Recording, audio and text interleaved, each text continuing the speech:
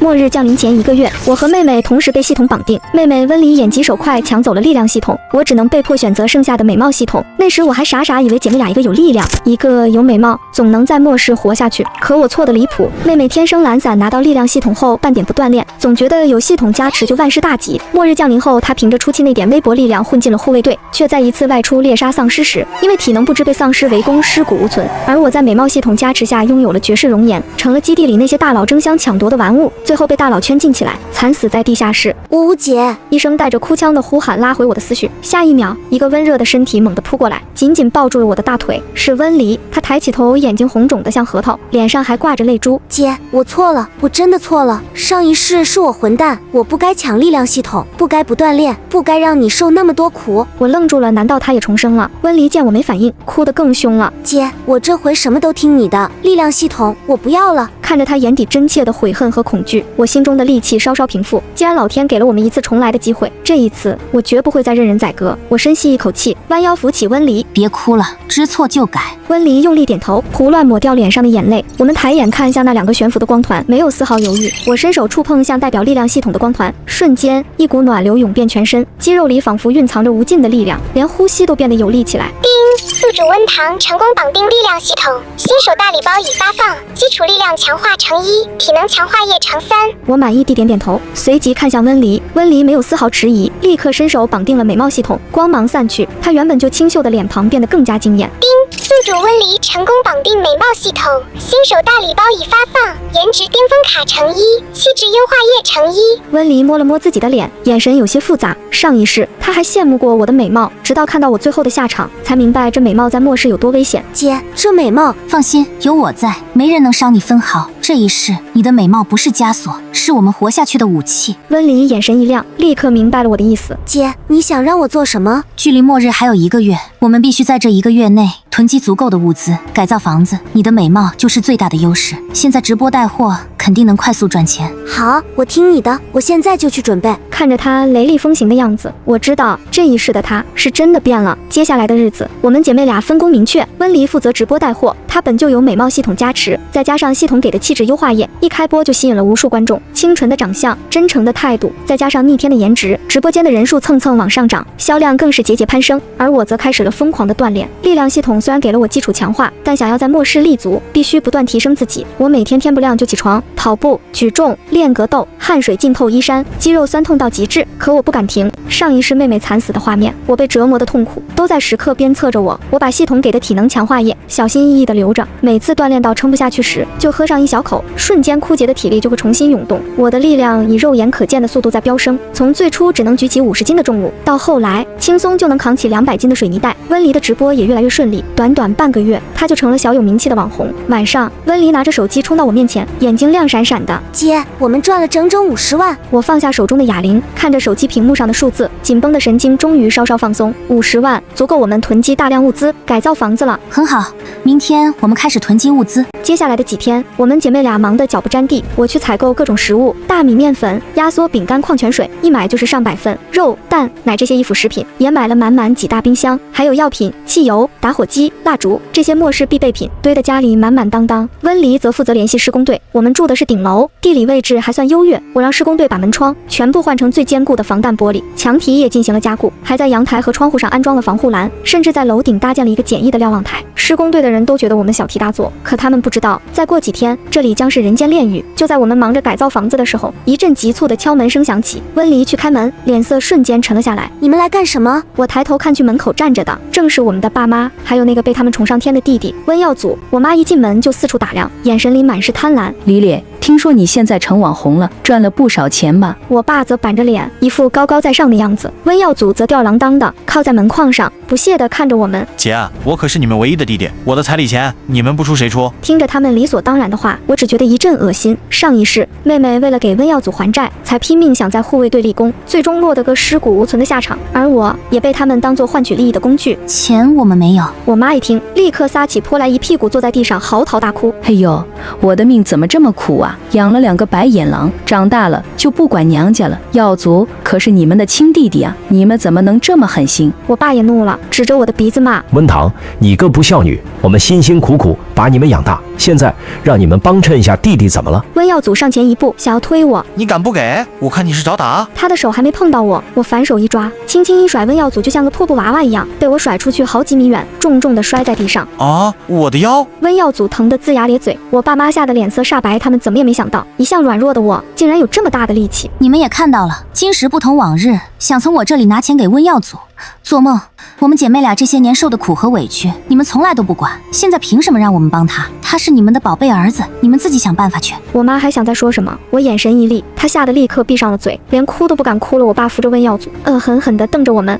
好的很，温堂温离，你们给我等着，我们不会就这么算了的，你们迟早会后悔的。一家3口摔门离开，温离看着他们的背影，气得浑身发抖。姐，他们太过分了。别生气，我们现在最重要的是做好准备，迎接末日。赶走他们后，我们加快了改造房子的进度。终于在末日降临的前一天，所有准备工作都完成了，房子被改造得固若金汤，物资也囤积的足够我们姐妹俩用上好几年。我站在瞭望台上，看着楼下熙熙攘攘的人群，他们还不知道一场灭顶之灾即将来临。第2天天刚蒙蒙亮，一阵凄厉的尖叫声划破了城市的宁静，丧尸末日如期而至。原本正常的人们一个个变得面目狰狞，他们疯狂地撕咬着身边的人，鲜血染红了街道，哀嚎声此起彼伏。我和温离站在窗边，看着这地狱般的景象，虽然早有心理准备，但还是忍不住心头一紧。姐，别怕，有我呢。接下来的几天，我们姐妹俩安心待在家里，每天看看外面的情况，锻炼身体，吃着精心准备的食物。和外面的水深火热相比，我们这里简直就是人间天堂。这天中午，我们正在家里吃着火锅，突然一阵沉重的脚步声传来，紧接着是剧烈的敲门声。我和温离对视一眼，都从对方眼中看到了警惕。这个时候会是谁？我示意温离待在原地，自己则走到门边，通过猫眼向外看去，看到外面的人时，我瞳孔骤缩，门口站着的竟然是我爸妈和温耀祖，他们身后跟着10几个身材健硕的黑衣人，一个个眼神冰冷，气势逼人。而在黑衣人中间站着一个穿着黑色西装的男人，男人面容英俊，却带着一股阴鸷的气息。看到他的脸，我浑身的血液都仿佛凝固了。是他，上辈子死前又冷又痛的感觉蔓延过全身，我眼里闪过一丝恨意。他怎么会在这里？温堂，开门，我知道你在里面。姐，赶紧开门，不然我们就破门而入了。我深吸一口气，努力让自己冷静下来。你们想干什么？这位是基地的楚老板，他看上了你妹妹，想让她陪在身边，只要你们听话，楚老板不会亏待你们的。楚老板，我心中冷笑，所谓的不亏待，就是把我当作玩物肆意践踏。做梦！想让我妹妹跟你走，除非我死。不识抬举，既然你们不肯开门，那就别怪我不客气了。说完，他对着身后的黑衣人使了个眼色，给我破门！一声令下，几个黑衣人立刻上前，对着门锁狠狠踹了过去。砰砰砰，剧烈的撞击声响起。我知道，以这些黑衣人的力气，这扇门撑不了多久。我立刻转身对温离说道：“你去楼顶的瞭望台，那里有我准备的武器，我在这里挡住他们。你拿到武器后，立刻下来帮我。”温离虽然害怕，但还是用力点头。说完，他立刻转身跑向楼顶。砰！就在这时，门锁被踹坏了。我爸妈和温耀祖率先走了进来，后面跟着楚生和黑衣人。温离，我看你还往哪里跑？楚生则将目光落在我的身上，上下打量着我。当他看到我的脸时，眼中闪过一丝惊讶。没想到这里还有一个这么漂亮的女人。既然这样，那就2个都留下吧。痴心妄想！我怒喝一声，身体猛地冲了出去，系统的力量在体内涌动。我一拳砸向最前面的一个黑衣人，咔嚓一声脆响，然后惨叫一声，倒飞出去好几米远，重重地摔在地上，捂着胳膊，显然是骨折了。所有人都愣住了，他们怎么也没想到，一个女人竟然有这么大的力气。楚生眼中闪过一丝诧异，随即变成了更加浓厚的兴趣。他嘴角勾起一抹阴鸷的笑容，有点意思，看来今天不会太无聊了。给我上！把他们抓起来！剩下的黑衣人立刻反应过来，一个个朝着我扑了过来。我毫不畏惧，主动迎了上去。上一世的仇恨，这一世的威胁，所有的怒火都在这一刻爆发出来。我一拳一个，动作干脆利落。黑衣人虽然强壮，但在我的力量面前根本不堪一击，一个个被我打得鼻青脸肿，惨叫连连。我爸妈和温耀祖吓得躲在一边，浑身发抖。姐，我来了！就在这时，温离拿着2个棒球棍从楼顶跑了下来，他将其中一个递给我，眼神坚定。姐，我们一起并肩作战。楚生看着被我打倒在地的黑衣人，脸色终于沉了下来。看来是我小看你了。不过仅凭你们姐妹俩，还想跟我斗？说完，他从口袋里掏出一把枪，对准了我们。识相的就乖乖跟我走，不然我不介意让你们姐妹俩变成尸体。看到这，我和温黎的脸色都变了。我们虽然有系统加持，但毕竟还是凡人，抵挡不了致命伤。楚老板，别冲动啊，她们姐妹俩就是不懂事，您别跟她们一般见识。是啊，楚老板，只要您不杀我们什么都听您的。看着他们卑躬屈膝的样子，我只觉得无比讽刺。楚生，你以为有枪就了不起吗？系统的力量在体内疯狂涌动，我们紧紧握着手中的棒球棍，做好了随时冲上去的准备。这一世，我们姐妹俩要战斗到底。看来你们是真的不想活了。他扣动扳机，我猛地拉着温黎向旁边扑去，子弹擦着我的肩膀飞过，打在墙上，留下一个深深的孔。找死！楚生怒喝一声，再次举起手枪。就在这时，楼下传来一阵剧烈的爆炸声，紧接着是丧尸的嘶吼声和人们的惨叫声。怎么回事啊？黑衣人立刻拿出对讲机询问情况。片刻后，他脸色惨白地说道：“老板，不好了，大量的丧尸涌了过来，我们的人根本挡不住。”楚生的脸色彻底变了，他没想到丧尸会来得这么快。撤！他当机立断，转身就想走，可我怎么会放过这个机会？我猛地冲了上去，手中的棒球棍对着楚生的后背砸去。楚生反应极快，侧身躲过，棒球棍砸在他身后的一个黑衣人身上，黑衣人惨叫一声，倒在地上。给我拦住他们！楚生怒喝一声，自己则趁机向门外跑去。剩下的黑衣人立刻围了上来，想要挡住我们。我和温黎相视一眼，毫不畏惧地冲了上去。我们姐妹俩配合默契，一个个黑衣人倒下。我爸妈和温耀祖吓得魂飞魄散，想要跟着楚生一起跑。我眼神一厉，随手抓起身边一根加固房子剩下的钢管，猛地掷了出去。钢管擦着温耀祖的脚踝飞过，重重砸在门框上，发出哐当一声巨响。三人瞬间僵在原地，浑身发抖。我一步步逼近，声音冷得像冰：“想跑？上一世的债今天该清了。”姐，我错了，我再也不干了，你放我一条生路。我妈也扑过来想抱我的腿，被我一脚踹开。当初你们逼黎黎去卖命，把我当货物一样送给别人的时候，怎么没想过放我们一条生路？温堂，你敢动我们一根手指头，天理不容！我冷笑一声，一拳砸在旁边的水泥墙上，墙面瞬间裂开一道缝隙。天理？你们偏心眼逼死我们姐妹俩的时候，天理在哪？不等他们再开口，我上前一步，一把揪住温耀祖的衣领。他在我手里像个没分量的玩偶，我随手将他甩到墙角，他撞在墙上昏了过去。爸妈吓得尖叫起来。我冷冷地看着他们，滚！永远别再出现在我和黎黎面前。再敢来，我不介意让你们和外面的丧尸作伴。他们哪里还敢停留，连滚带爬地跑出了门。解决完他们，我立刻下楼追楚生。此时楼下已是一片混乱，丧尸嘶吼着围攻楚生的人。楚生正带着几个手下往车上跑，脸上满是慌乱。楚生，你的好日子到头了！我怒吼一声，凭借力量系统的加持，几步就冲到了他身后。他回头看到我，眼中满是惊恐。你怎么追出来了？上一世你折磨我的滋味，我让你加倍奉还。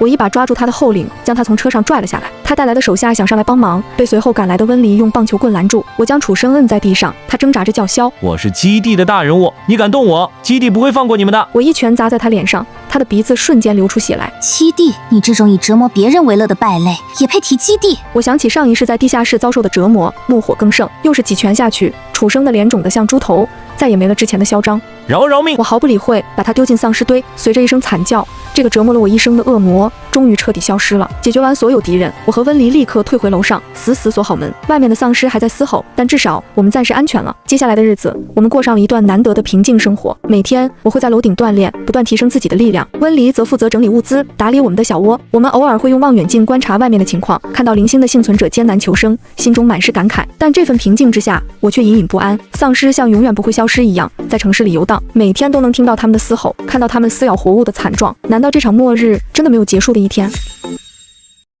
我甚至开始怀疑，我们这样躲下去，就算物资再多，最终也会迎来耗尽的那天。温黎也察觉到了我的不安，她常常安慰我：“姐，别想太多，只要我们在一起，总能活下去的。”我点点头，却无法驱散心中的阴霾。直到那天清晨，我像往常一样在楼顶锻炼，突然我听到楼下传来微弱的求救声，我立刻拿起望远镜看去，在我们这栋楼的单元门口，一个男人浑身是血的倒在地上，气息奄奄。他的身边围着几只丧尸，正一步步向他逼近。我没有丝毫犹豫，抓起棒球棍就冲下了楼。凭借着强大的力量，我几下就解决了那几只丧尸。我蹲下身，探了探男人的鼻息，还有气，我立刻将他背了起来，快速返回楼上。温黎看到我背着一个浑身是血的男人回来，吓了一跳。姐，他是谁？不知道，在楼下捡的。还有气，快把医药箱拿过来。我一边说，一边将男人放在沙发上。他身上的伤口很多，大多是被丧尸抓伤和咬伤的。万幸的是，伤口不算太深。过了整整1天1夜，男人才缓缓睁开眼睛。他看到我和温离，眼中满是警惕。你们是谁？是我们救了你，你倒在我们单元门口被丧尸围攻。男人愣了愣，随即挣扎着想要坐起来，却牵动了伤口，疼得他龇牙咧嘴。谢谢你们，我叫霍野，是生物研究所的研究人员。研究所？我和温离对视一眼，都从对方眼中看到了惊讶。霍眼似乎看出了我们的疑惑，继续说道：我们研究所一直在研究对抗丧尸的血清，就在昨天，我们终于成功研制出了丧尸血清。只要注射了血清，被咬伤的人不会变成丧尸，甚至还能对丧尸产生一定的威慑力。更重要的是，我们还找到了能大规模驱散丧尸的方法，有希望彻底结束这场末日。我和温离瞬间激动起来，结束末日，这是我们做梦都不敢想的事情。可是，就在我们准备公布这个好消息的时候，研究所被大量的丧尸围困了。霍眼眼神低落。我是唯一一个逃出来的人，血清还在研究所的冷藏柜里。我本来想找基地求助，没想到在路上遇到了丧尸群，拼尽全力才跑到这里，然后就昏过去了。我深吸一口气，心中已经有了决定。我们帮你。你们可是研究所被丧尸围得水泄不通，连基地的人都不敢轻易靠近。别人不敢，不代表我们不敢。这场末日，我们受够了，我们不想再躲躲藏藏，不想再看着无辜的人被丧尸残害。温离也点点头，眼神同样坚定。姐说的对，我们帮你取出血清。霍眼看着我们姐妹俩，眼中满是感激。谢谢你们，如果能成功取出血清，你们就是全人类的功臣。接下来的几天，我们一边帮霍眼养伤，一边制定行动计划。霍眼给我们详细讲解了研究所的地形，哪里有丧尸聚集，哪里是安全通道，血清放在哪个冷藏柜里。我则清点了我们的物资和武器，准备了足够的食物、水和药品，还有几把锋利的棒球棍和自制的燃烧瓶。3天后，霍眼的伤势基本好转，我们决定出发去研究所。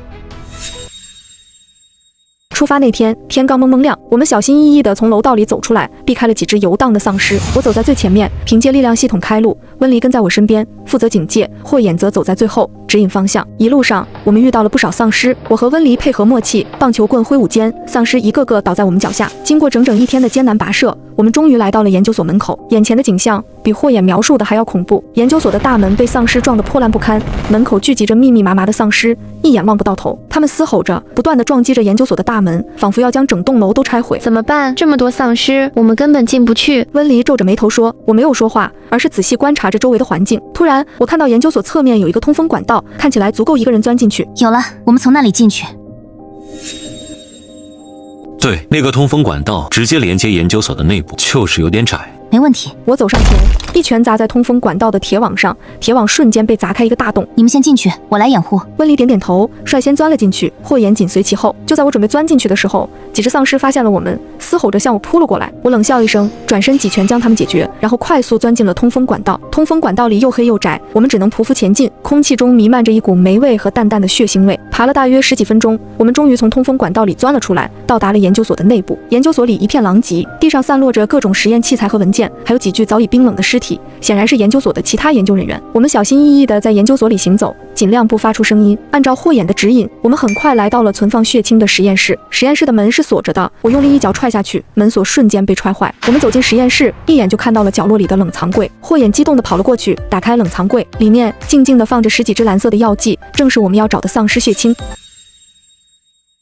找到了，我们找到血清了。霍眼激动的声音都在发抖。我们成功了。温离也不由得扬起一个笑脸。我点点头，心中满是激动。接下来就是将血清送到安全的地方，大规模生产，然后驱散丧尸，结束这场末日。几天后，我们回到了家，我们将这里当做了临时的安全基地，收留了一些无处可去的幸存者。霍眼则开始利用我们小区里的一些简易设备，尝试小规模生产血清。我和温离则负责保护基地的安全，训练幸存者们对抗丧尸的能力。时间一天天过去，血清的产量越来越多，我们开始组织幸存者大规模地驱散周围的丧尸。有了血清的加持，幸存者们再也不怕被丧尸咬伤，一个个斗志昂扬。我带着他们一步步清理城市里的丧尸，温离则利用她的美貌和亲和力安抚幸存者的情绪，组织大家生产生活。经过半年的努力，我们所在的城市丧尸基本被清理干净。我们又将血清送到了其他城市，帮助那里的幸存者驱散丧尸。1年后，这场持续了1年多的丧尸末日终于彻底结束了。城市里的秩序逐渐恢复，人们开始重建家园，脸上重新露出了久违的笑容。容，我和温黎也终于过上了真正平静安稳的生活。那天